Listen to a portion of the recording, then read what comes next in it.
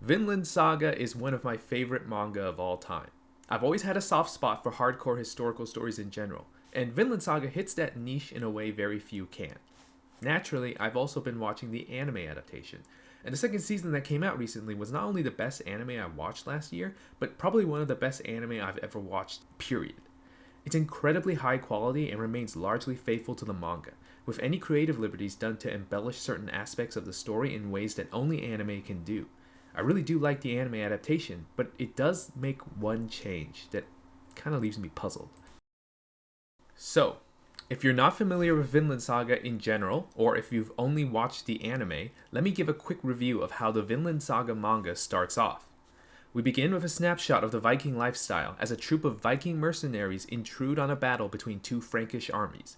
The Vikings sell their services to the army attacking the castle, use unconventional tactics to win the battle, then run away with the treasure before their employers even realize they've had the rug pulled out from under them.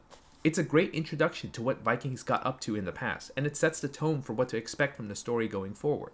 We're also introduced to Thorfinn here as a bitter, cold-blooded young man who has no problem slicing up his enemies on the battlefield.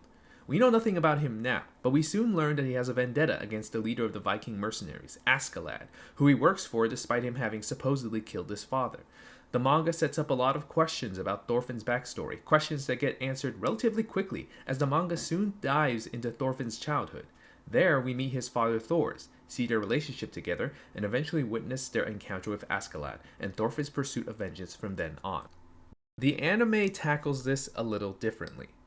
Instead of starting where the manga did, the anime begins with an original scene showing Thors fighting as a member of the Jomsvikings before diving directly into Thorfinn's childhood, skipping the flash forward of Thorfinn as an adult. The anime continues chronologically from there, so it hasn't been taken out, it's just been reordered to have a more straightforward story progression. On paper, this is not a huge change. The manga goes two, admittedly, very long chapters before diving into Thorfinn's childhood, so it's not as if we're skipping over a huge amount of content. In addition, those first two chapters eventually appear in the anime as episode 7 and part of episode 8, so it's easy to see this change as a superficial one that isn't worth complaining about. However, it being so superficial is what compels me to ask, why change it at all? Before I get into why this change bothers me, I want to talk about another anime adaptation that did something similar, Grappler Baki. Like Vinland Saga, the Grappler Baki manga had a flashback segment in the middle of its run, covering Baki's youth, which the anime adaptation moved to the beginning of the series. Unlike Vinland Saga, however, the childhood arc didn't start until volume 9 of the manga, so I can totally understand why they made this change. The manga's initial introduction of Baki is rather bland. It doesn't really touch on his character or his motivations aside from wanting to be the strongest, so he doesn't leave as strong of an impression, and it's really hard to invest in him as a character. Yujiro, Baki's father, does get introduced sometime later, but until his relationship with Baki is explored more deeply in the childhood arc, we as readers don't fully understand exactly why Baki hates him so much. The childhood flashback arc does so much for Baki as a character that moving it to the beginning probably allowed anime audiences to relate to Baki's motivations a lot faster. It's a little different for Vinland Saga though. That flash forward at the beginning may not seem like much, but it actually does a lot to establish Thorfinn and make him a character we want to know more about. There's such a vast contrast between Thorfinn as an adult versus how he is as a child that we as an audience start wondering just what happened to this guy to turn him into what he is now. Starting with Thorfinn's childhood the way the anime does shouldn't seem like it should be an issue, but from what I've seen, it can leave people a little directionless. You've just started the anime, you don't really know what it's supposed to be about, what you're supposed to be looking out for, and even who the main character is. I mean, this childhood arc spends about as much time focusing on Thors as it does Thorfinn, and I've actually seen people assume Thors was the main character until his eventual death proves otherwise. Now, I don't really have a problem with the Vinland Saga anime choosing to reorder the story in this way. However, the order in which a story is told can be very important, and a writer's intentions in portraying a story in a particular way can turn a decent story into a great one. If you are going to resequence a story in some way, I think there needs to be some intention behind it, such as with Grappler Baki, where the intention was clearly to make it easier for audiences to relate to the main character. With Vinland Saga, however, I can't really see any reason why Wit Studio decided to make this change. The flash forward has intention, and gives us, as the audience, things to look out for while we're reading through Thorfinn's childhood. The ordering in the anime, however, doesn't really do much to change the perspective or make the story more interesting as a whole. The only reason I'd imagine they do this is to make the story more chronological in sequence, which is maybe the most boring reason to make a change like this.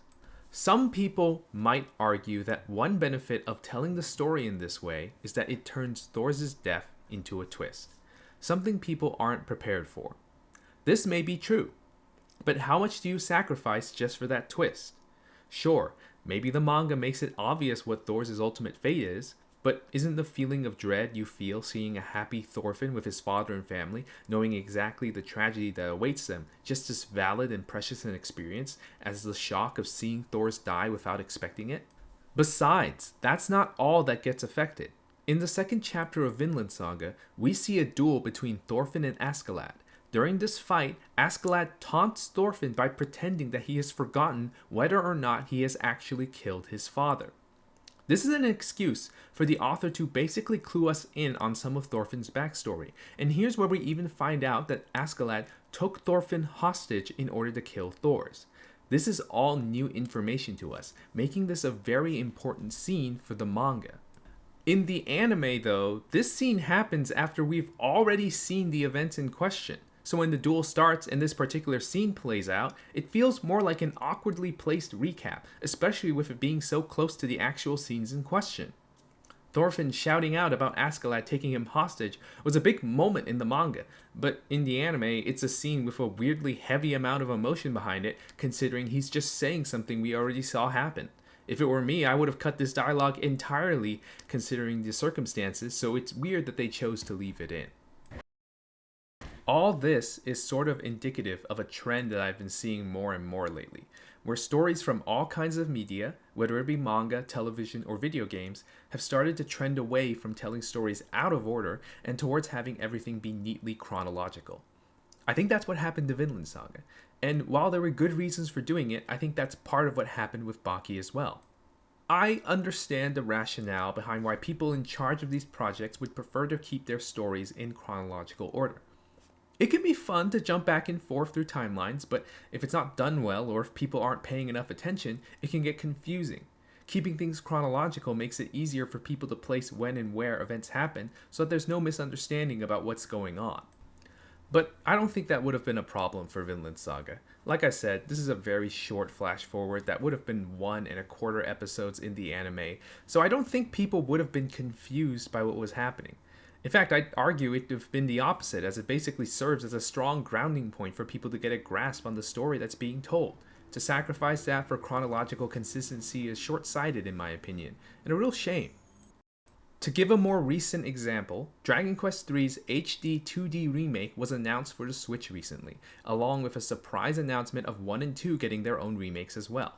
This announcement was accompanied by Yuji Horii, creator of Dragon Quest himself, outright telling people that Dragon Quest III was a prequel to 1 and 2. Now, I don't want to act as if I know more than the most important man in JRPG history, but Horii, the fact that Dragon Quest III is a prequel is a literal twist in the game itself. Spoilers if you're not aware, but after spending 30 to 40 hours finding and defeating what you assume to be the final boss Baramos, another villain named Zoma declares that he will take over the world, opening up a hole between your world and the one below. So you jump down to the world below and discover with surprise that the continent you're on is the continent from Dragon Quest I, and by that logic, you are playing as the ancient legend celebrated in that game. Telling us outright to play in the order of 3-1-2 instead of 1-2-3 is not just ruining that twist, it's also robbing us of the chance to discover that fact for ourselves. Now, I trust Horii as a veteran game developer enough to give him the benefit of the doubt here. Maybe after 30 plus years of being a big part of JRPG history, Dragon Quest III's twist isn't all that interesting anymore. Maybe he's come up with some new ideas that would be better experienced in chronological order. Regardless, it does still feel like a case of eschewing non-sequential storytelling for the sake of chronological simplicity. Having said all that, I don't want to seem like I'm making a mountain out of a molehill.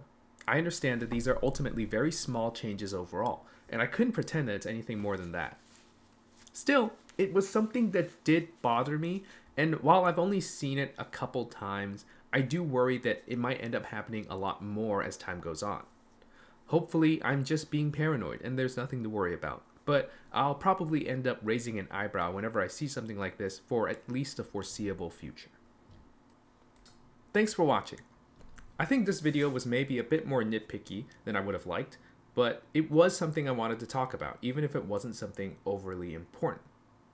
I like to think of this channel as a place for me to ramble about little things like this, though I'll always try not to pick subjects that are a little too inane to complain about.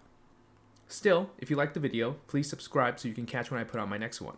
I'm working at them slowly and getting a little better with each time, so thanks again for the support.